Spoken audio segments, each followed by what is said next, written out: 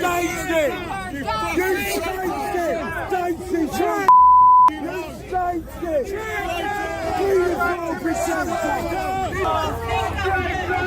The King said slow down, but Starmer hit the accelerator. Prime Minister defies King on Trump. Britain has been thrown into shock. For the first time in living memory, a Prime Minister has gone head-to-head with the Crown. Keir Starmer has done what no leader before him dared. He launched a direct assault on King Charles. The clash wasn't whispered in corridors or hinted through veiled language. It was an eruption, raw and unmistakable, accusing the monarch of betraying his role and threatening the fragile balance of Britain's democracy. The trigger? A revelation that stunned Westminster. Behind the scenes, King Charles signalled quiet support toward Nigel Farage and Reform UK. That subtle gesture, small on the surface, has carried explosive weight. It transformed a party once dismissed as a fringe protest into a movement, gathering national momentum. Now, the United Kingdom stands on the edge of something historic, a political storm that could upend the entire order. For centuries, the monarchy's greatest strength has been silence. The Crown has always stood above party politics, watching governments rise and fall without ever being drawn into the fray. That silence carried weight, a quiet authority that bound the country together while Parliament fought its endless battles. But this time, the veil slipped. King Charles, who inherited a legacy of restraint, reportedly held private talks with senior Reform UK figures. Insiders say the atmosphere was one of recognition, even approval. The moment those whispers reached the public, they spread like wildfire. Suddenly, the King's carefully guarded neutrality was in question, and the story ignited a constitutional firestorm that could not be contained.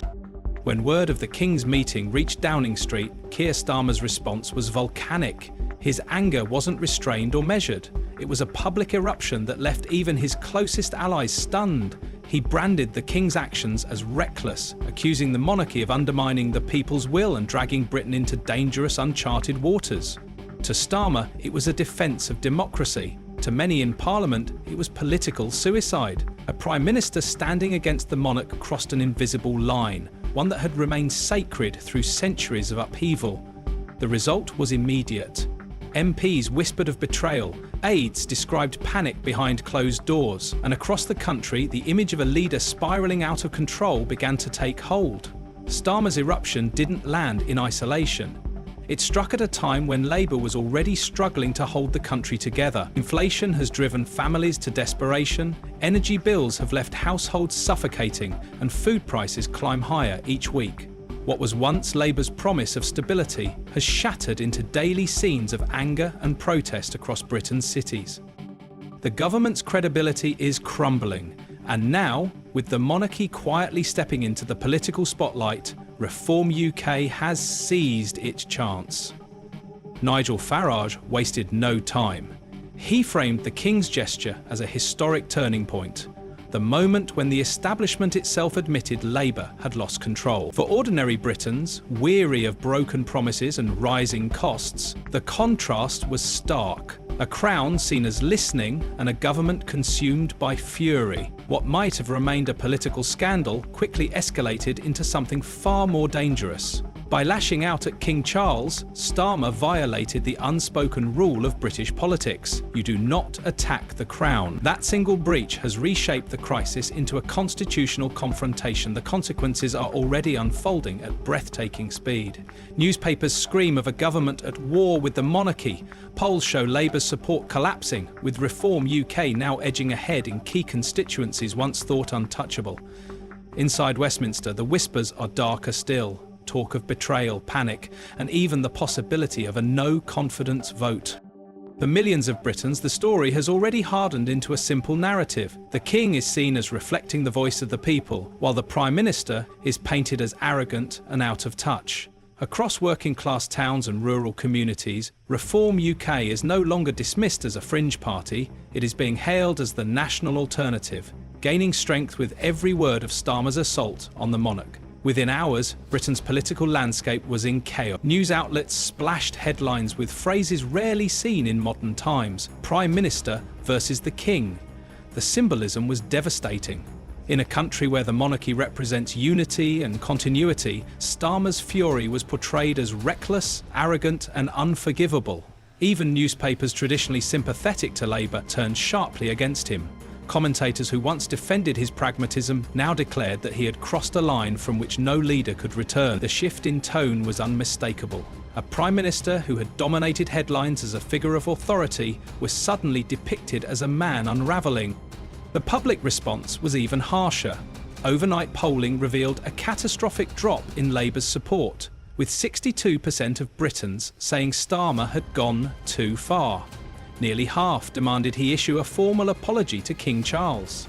Meanwhile, Reform UK's offices were flooded with donations, volunteers, and new members. The movement, once dismissed as fringe, now stood on the cusp of real power, all fueled by outrage against the government's clash with the Crown.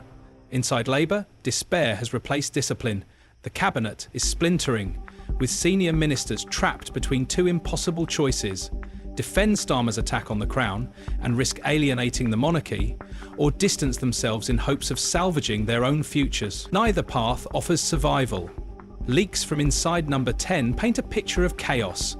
Aides shout across war rooms, blaming one another for strategy failures. Senior MPs describe the Prime Minister as a man who has lost control, not only of his party, but of the nation itself. Anonymous briefings reveal a mood of panic. Not planning, not policy, but raw panic. Even Starmer's closest allies are wavering. Some argue for a swift apology to King Charles to soften the backlash. Others warn that retreat would only confirm weakness and accelerate his downfall. The paralysis is deadly. While Labour flails, Reform surges forward, feeding off the spectacle of a government tearing itself apart from the inside. Nigel Farage wasted no time stepping into the spotlight. While Labour descended into chaos, he presented himself as calm, calculated, and ready to lead. Outside Reform UK headquarters, he framed the crisis as proof that Labour had abandoned Britain's traditions and values. His message was simple: if a government can disrespect the monarchy, it can never respect the people. The response was electric. Crowds erupted in applause. His speech ricocheted across social media, and videos of his rallying words spread with wildfire speed. For millions who felt ignored by the political class, Farage suddenly sounded like the only voice speaking for them. Across the country, the imagery grew striking. Protesters waved signs reading "The King Speaks for Us" alongside Reform UK banners. In cities like Manchester and Birmingham, posters appeared pairing Farage's image with King Charles, under the slogan "A New Britain is Rising." What once would have seemed unthinkable, a fringe party wrapped in royal symbolism, was now transforming into a national movement. The scale of the rupture is drawing comparisons to some of the darkest chapters in modern British history. Constitutional scholars warn that nothing like this has been seen since the abdication crisis of Edward VIII. The Crown and government are no longer aligned. They are drifting into open opposition. Commentators describe Starmer's outburst as a fatal miscalculation, one so severe that it now feels less like political drama and more like a slow-motion collapse of authority. Night after night, television panels dissect his words, the palace's silence, and the polls showing Labour sliding into freefall. The consensus is brutal. A Prime Minister who attacks the monarchy may never recover. For many inside Labour, the verdict is already written. The whispers of rebellion have grown into open conversations about his downfall. Senior aides speak of panic in Number 10, while MPs openly question whether their leader has dragged the party beyond repair. In Westminster, the question is no longer whether Starmer survives, it is how long the collapse will take. The fury consuming Starmer is no longer confined to his rivals. It has erupted inside his own ranks. Backbench MPs, already restless over broken promises and economic failures, now view his clash with the monarchy as the ultimate betrayal. What was once quiet discontent has become open hostility. Even the shadow cabinet is fractured. Some urge Starmer to swallow his pride and offer a public apology to King Charles, hoping it might stop the bleeding. Others argue that retreat would be fatal, cementing him as weak and humiliated. The deadlock leaves Labour paralysed. Instead of debating policy, the party is consumed by arguments over survival behind closed doors. The atmosphere is described as toxic. Leaks from number 10 detail shouting matches, frantic strategy sessions, and advisors who can no longer agree on a path forward. Each hour of indecision deepens the crisis, feeding the image of a government unfit to govern.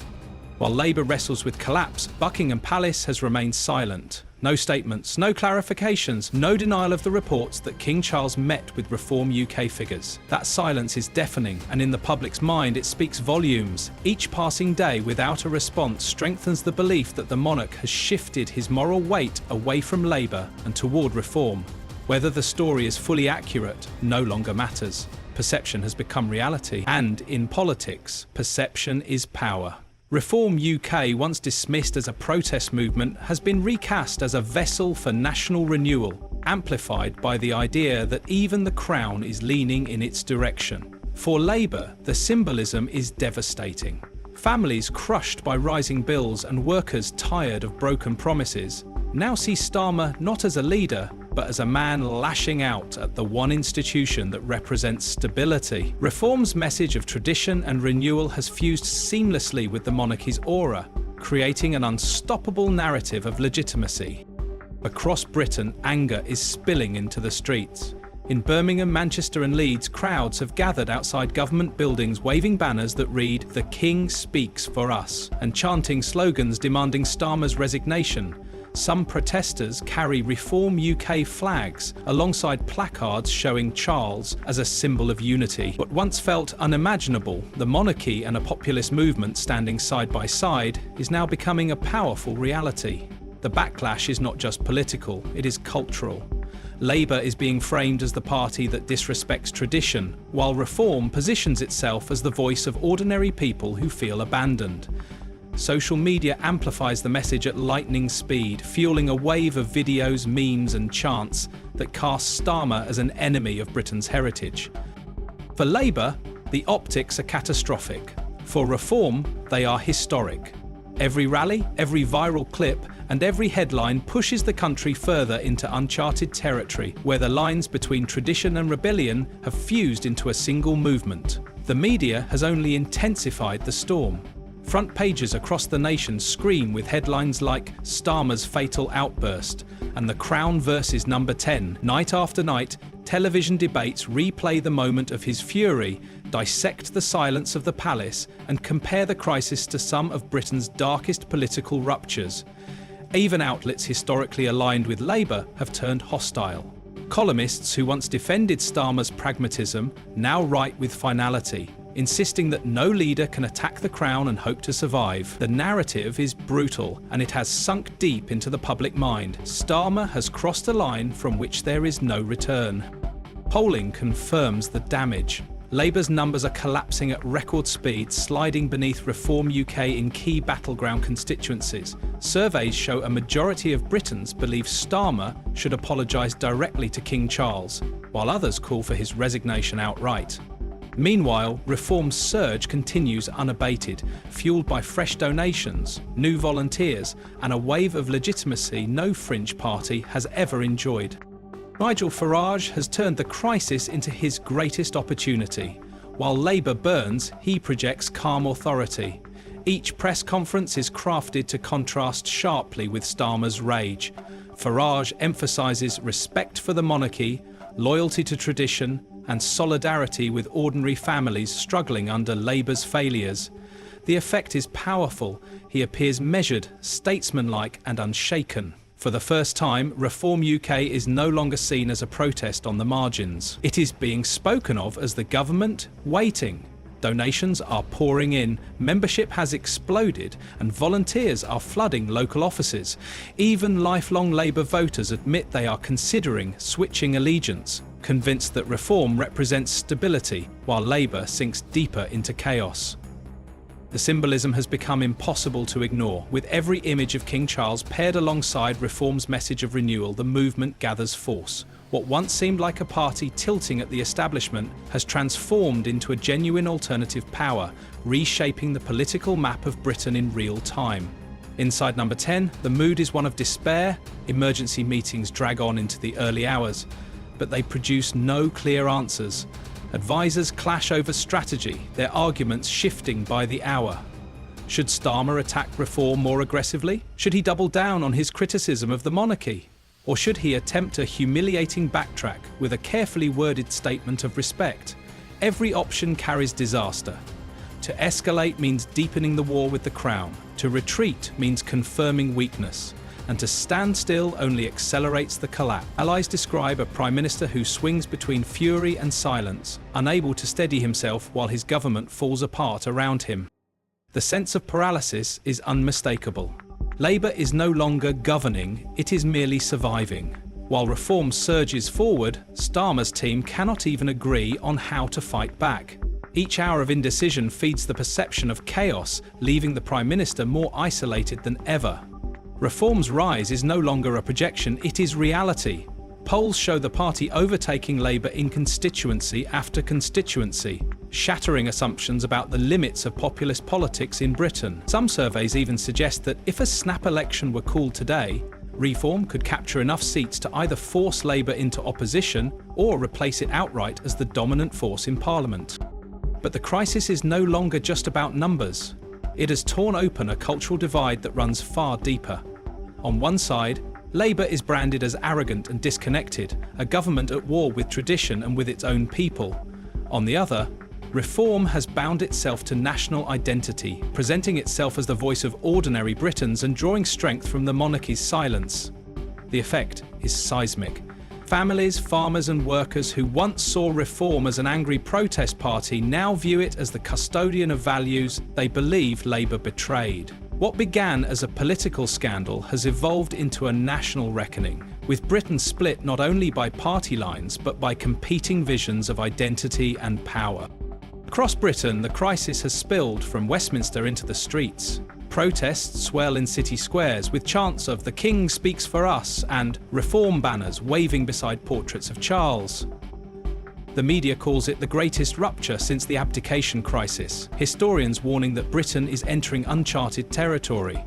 Inside Number 10, leaks describe despair, with ministers plotting escape routes and backbenchers whispering of no confident votes. Labour, once the party of stability, is fracturing under the weight of its leader's blunder, while Reform surges with unstoppable energy. Donations flood in, membership soars, and Farage presents himself as the statesman Labour can no longer provide. The monarchy's silence only sharpens the perception that Charles has turned away from Labour, aligning with the people instead. In the public mind, the narrative is sealed. Starmer is at war with Britain's foundations, and Reform is the movement rising to replace him. What began as a furious outburst may well end as the collapse of a prime minister and the birth of a new political order.